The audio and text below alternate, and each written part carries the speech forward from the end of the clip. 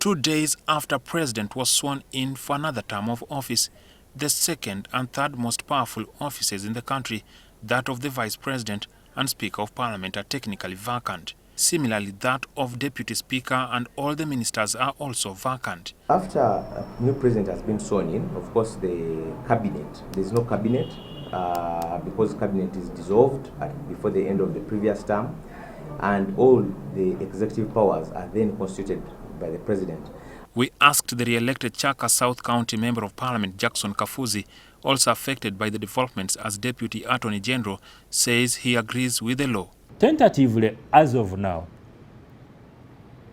I can clearly be referred to as the former Attorney General, unless my boss gives me an instrument, okay, says Kafuuzi, be holding fort. You are a Speaker of Parliament, you are a Deputy Speaker of Parliament, but Parliament has lapsed.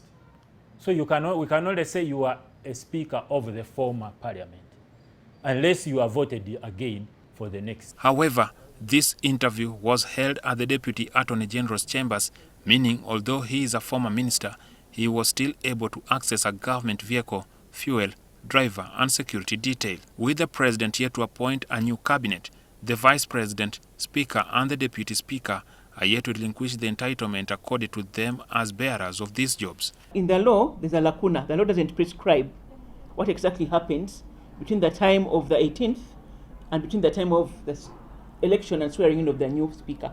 So it remains a lacuna. It allows, a lacuna means that it's a gap. It allows for that kind of transition, and therefore there's no one to hand over to. Even then, members elected to the 11th Parliament have not been sworn into office. He cannot appoint cabinet when Parliament is not there. So he also has to wait the swearing in process of Parliament to be done. Then he calls the first Parliament. Then the business of Parliament starts. Delay in the appointment of the ministers technically cripples the activities of the House. Parliament cannot sit now because there's no executive. There's no executive, and the Speaker dissolved the House. MPs who are in the 10th Parliament who are not returning and in the process of leaving. Legally, those occupying the positions have no role to play since they cannot officially commit government to any contract.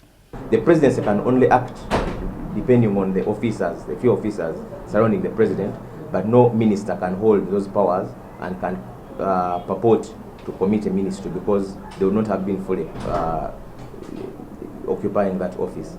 There have been calls for a transitional period to provide for changes in government in the case where a new government is to take over from the one whose term of office has lapsed. It may require us to revisit the law and say once the president is sworn in, he shall appoint cabinet, let's say within 10 to 15 days, so that we avoid this vacuum.